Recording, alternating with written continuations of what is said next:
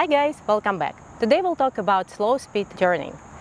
There are other videos on the topic, but I want to take another approach and offer you something that should hopefully be informative, accessible, and will be good for all types of riders. So please stay with me and let me know in comments if I succeeded.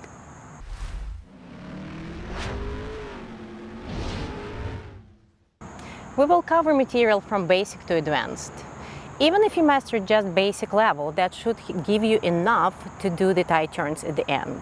But I want to leave you with more information, more skills to train, more drills to do, so that you could come back at any time and master skills at the next level at your own pace. To master the skill of turning at slow speed, you need to put together several different pieces. You will need to lean the bike, keep your own balance, have right speed, and have full control of your braking. And all of this has to happen simultaneously. So we'll break it into pieces and we'll practice from the simplest element to the most complicated one. And we'll start from basic slalom. From there, we'll take it to offsets, then to 90 degrees and 180-degree turns, and then to full circles and figure eights.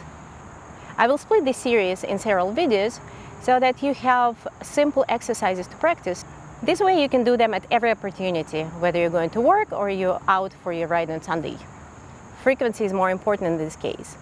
So why do we start with slalom? Because this is based on this, and there is a very logical progression. A simple slalom is your starting point because it's the easiest way to start leaning the bike. Next, you add offsets, then do turns and circles with ease. But it's critical to get the first step right. So let's review slalom in more detail and discuss the homework. So I suggest you use either small cones or half balls. If you never tried any motorsports drills before, using cones actually helps you to set up pace and set the right attitude. Just make sure to pick up cones that will not cause any problems when you run them over. As an exercise, slalom is really helpful because it requires you to turn at specific points, not when you feel like doing it, just when the cone tells you to do that. So here we have a slalom that includes 7 cones, and they are spaced 2 parking spots apart. To start, you can actually place them 2, 2.5. I wouldn't place them shorter than these. And the reason for 7 is that 7 actually will show you if you make some mistakes. Smaller number will hide those mistakes, and we'll talk about those in a second. So first, let's talk about where bike should be in slalom. People frequently forget about the line when you're exercising slalom. The key word is put the bike at the back of each cone. So if you're going in that direction, here, you imagine your bike being on the back of this cone. You cross the central line here, then you keep going, start turning, and put the bike again on the back of this cone. Keep going, turn, and the bike is right here. So when we talked about 7 cones, if you make mistakes, you will find yourself here and sometimes here. It means you're running late, and you might even run over or miss one of the cones at the end. Before you get on the bike and start riding the slalom, do one more trick for me. Close your eyes and ride it in your mind. Your brain doesn't know the difference. That's why our dreams are so real, but it learns all the time. So do it in your head with your eyes closed and make sure that you position your bike right at the back of each cone, all 7 times. Hey guys, so let's see how it's done. All we are going to do, we are going just to practice one thing right now. We are putting the bike on the back of each cone. So, in other words, we are working on our line. Back of the cone, turn. Back of the cone, turn. Back of the cone, turn. And your speed should not be too big, too high at this point. Just make sure it's comfortable for you. This is not a competition in speed. This is not a competition in slow race. We are working on one thing, one right line. Do this repeatedly until you don't even have to think about it. It's like your brain knows just to place the bike at the back of a cone, because you will need this memory for the next part. And by the way, if it's a little bit too hard, it makes you to go too slow and you're not that comfortable with the clutch work yet, make it a little bit bigger, make it 3 spots. Make sure that you're not struggling with the bike, you're not fighting the bike, this is not about it. We're working on slalom and we're working on really fundamental elements of slalom right now. So now when you did it a few times, you remember it, right?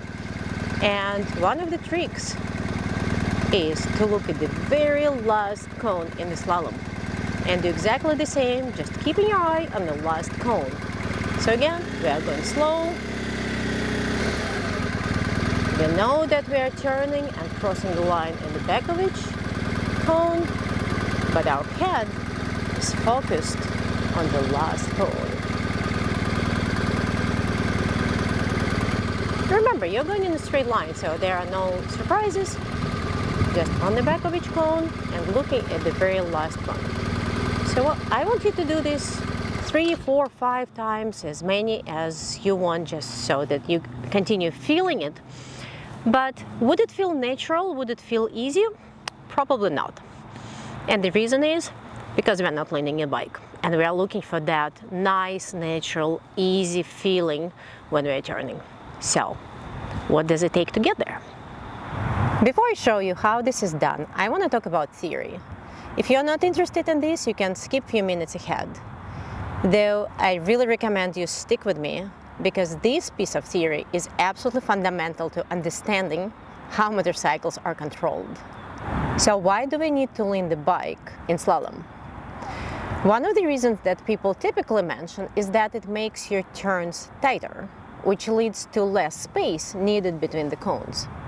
In reality, unless you lean the bike at least 30 degrees, the difference is going to be really small. Another reason that people mention is that you need to compensate for centrifugal forces. But again, we are going at such small speeds that this is not important in this case. So the question remains, why? And the reason is countersteering. Lean and countersteer come together. And this is the only way to go through slalom in easy flowing one motion. I'm going to use this very special BMW bike to show you how countersteering works. Imagine you want to turn left. Instead of turning the front wheel left, you start by turning it a little in the opposite direction, to the right. Do it with just a little push on the left side of the handlebar. The front wheel turns right, so it starts rolling to the right. The bike itself wants to keep going straight, but since the front wheel is now a little to the right of this direction, the bike starts leaning to the opposite side, to the left. But once the bike leans to the side, the geometry of the front wheel forces it to turn left. So now you're turning left, the front wheel is pointing left, and you make the left turn. All you have to do for this to happen is just initial countersteering push and then help steer the front wheel into the turn. The effort required to make a turn this way is much lower because we use physics instead of arm muscles. But we're talking about slalom here, and in slalom, as soon as you turn left, you need to start turning right. For that, you simply give your handlebar another push on the right side, which may not even feel like a separate action, and steer your front wheel a little deeper into the current turn. This will create just enough force to push the bike up and then lean it to the right. Steering will follow, and in just a quick moment, you switch from turning left to turning right. Repeat it several times, and you have done the slalom. All this time, making only minimum steering inputs. Your bike has made most of the work for you, behaving almost like an upside-down pendulum. One last piece of the puzzle is balance. So you're going through slalom at relatively slow speed, and there is no centrifugal forces. But how do you compensate for the weight of the bike leaning right or left. And this is called counterbalancing. So depending on your speed, depending on your turn angle, and depending on your lean angle, you either move your entire body to the side, to the opposite side, or you just lean from the waist to the side, or you might stay completely vertical, your body stays vertical, but you lean the bike. The latter you usually see in police motorcycle rodeo videos, and it works for them because they go much faster through the slalom. We'll talk about this in detail in future videos when we talk about more advanced techniques. Now let's look at how all of this works when you put it all together. Okay guys, let's put this together, and now we'll use countersteering. Going through the slalom will feel so much different.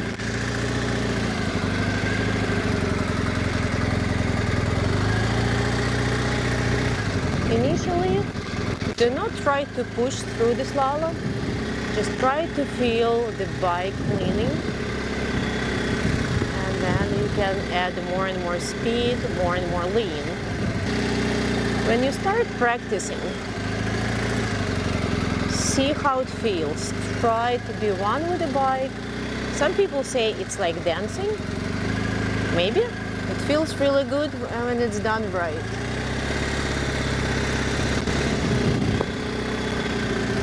If this starts feeling too easy, you can make slalom a little bit more challenging by moving cones.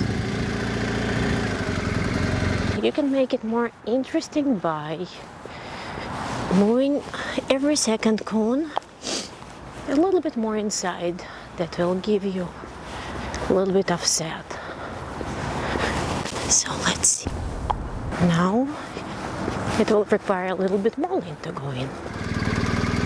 Let's try this one. So now you have to go wider.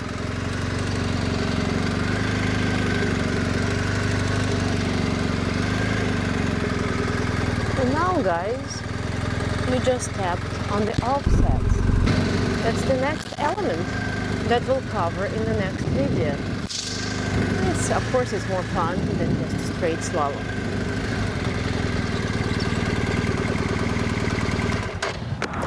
So guys, we just covered slalom. This is the very beginning, very foundational element. After this, we'll switch to offsets and turnarounds, circles, and it will be much more fun going from here. So if you like it, please subscribe, like it, and write your comments.